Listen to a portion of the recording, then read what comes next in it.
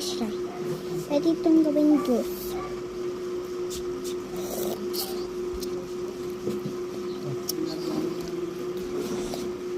Bagay mga gustuhan ko. Niligyan na! Waka mo nga. Wait lang guys, ko lang po asyurahan. Itin doon. Ayun o, ando sa may ano. Yung pana. Ando ko sa mami mo. Hindi nga po pwede sumama doon.